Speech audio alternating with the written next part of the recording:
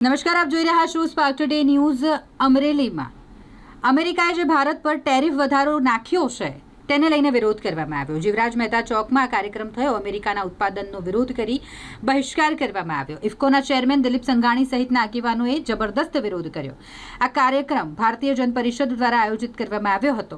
ઇફકોના chairman Dilip Sanghani, પૂર્વ સાંસદ નારણ કાછડિયા, પૂર્વ ભાજપ પ્રમુખ ડોક્ટર ભરત કાનાબાર, અમર ડેરીના ચેરમેન અશ્વિન સાવલિયા સહિતના આગેવાનોએ વિરોધ કર્યો અને અમેરિકી ઉત્પાદનોનો બહિષ્કાર કર્યો।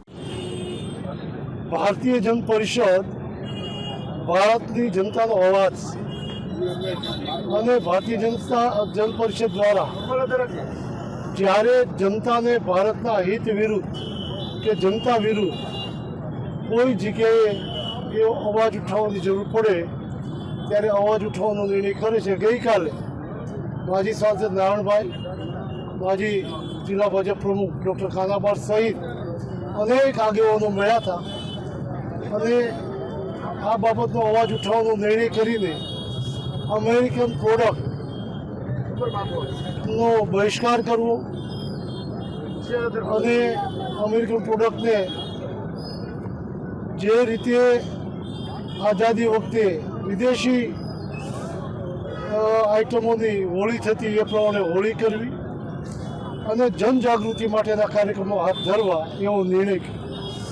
ભારતીય જનતાએ જ્યારે રાષ્ટ્ર ઉપર જે કોઈ પ્રકારની આફતો આવે એનો સામનો કરવા માટે પોતાની શક્તિ અને ભક્તિ બતાવીને ભારતને અડીખમ રાખ્યું છે। જ્યારે લાલ બહાદુર શાસ્ત્રીજી પ્રધાનમંત્રી હતા, અમેરિકા અનાજ આપવામાં પણ ખીચખીચાટ કરતી હતી। જે પશુ આહારમાં ચાલે એવું અનાજ ભારતને જ્યારે આપતા હતા એ દિવસોમાં લાલ બહાદુર શાસ્ત્રીએ વડાપ્રધાન તરીકે અપીલ કરેલી કે ભારતમાં અનાજની તંગી છે તો એક અઠવાડિયામાં એક દિવસ ઉપવાસ કરે। એ દિવસોમાં હોટલો પણ એક દિવસ બંધ રાખીને ભારતીય જનતાએ ઉપવાસ કર્યા હતા। ભારતે ઉપવાસ કરીને પણ એકતા દેખાડી છે। અટલજીએ પોખરણનો અણુધડાકો કર્યો ત્યારે અમેરિકાએ આર્થિક પ્રતિબંધો મૂક્યા હતા। ત્યારે મને બરાબર યાદ છે, ગામડાઓમાંથી, કર્મચારી મંડળમાંથી, સામાજિક સંસ્થાઓમાંથી આર્થિક ભંડોળ કરીને ભારતની તિજોરીમાં જમા કરાવવા માટે અનેક ઓફરો શરૂ થઈ ગઈ હતી કે ભારત કોઈ જગ્યાએ પાછી ન કરે। હવે અમેરિકા ફરી વખત ભારત જે રીતે ડિફેન્સમાં સશક્ત બન્યું છે, આપણે સૌ જાણીએ છીએ ઓપરેશન સિંધુમાં ભારતના બનાવેલા સંસાધનો દ્વારા અમેરિકન અને ચાઇનાના જે તોડ જવાબ આપનારા એમના ડિફેન્સના વિમાનોને તોડી પાડ્યા અને વિજય પ્રાપ્ત કર્યો।